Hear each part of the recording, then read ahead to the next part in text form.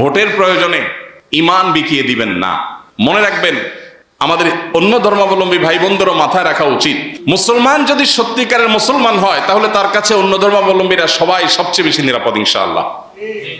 আপনি ইসলামের ইতিহাস একটু ঘাঁটেন, মুসলিম শাসকদের মধ্যেও জুলুম ছিল, একেবারে সবাই দুধের দোয়া ছিল এমন না, কিন্তু তুলনামূলক মুসলিম শাসকদের শাসন যখন পৃথিবীতে ছিল, বেশিরভাগ ক্ষেত্রেই দেখা যায় যে তারা অন্যদের মতো পৃথিবীকে নিষ্পেষণ আর জুলুম উপহার দেন নাই। তারা চেষ্টা করেছেন, তাদের ত্রুটি বিচ্যুতি এগুলোকে স্বীকার করে নিয়েও বলতে হবে যে তারা চেষ্টা করেছেন পৃথিবীকে ইনসাফ উপহার দেওয়ার।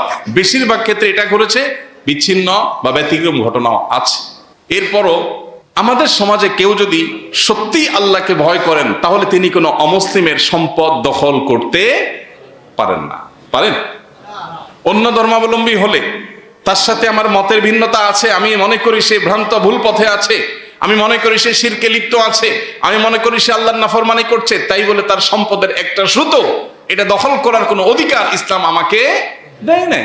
তার প্রতি কোনো অবিচার করার, তার সাথে কোনো মুসলমানের দ্বন্দ্ব হলে, মুসলমান আমার লোক বলে, নামাজি মানুষ বলে, আমার দিনী ভাই বলে তার পক্ষ অবলম্বন করে কোনো অমুসলিমের অধিকার বিন্দু পরিমাণ নষ্ট করার কোনো রাইট ইসলাম আমাকে দেয় নাই।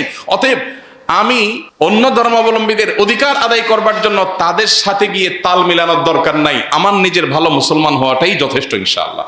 প্রিয় ভাইরা আমার, এই জায়গাটাতে আমাদের অনেকে পা পিছলে ফেলেন।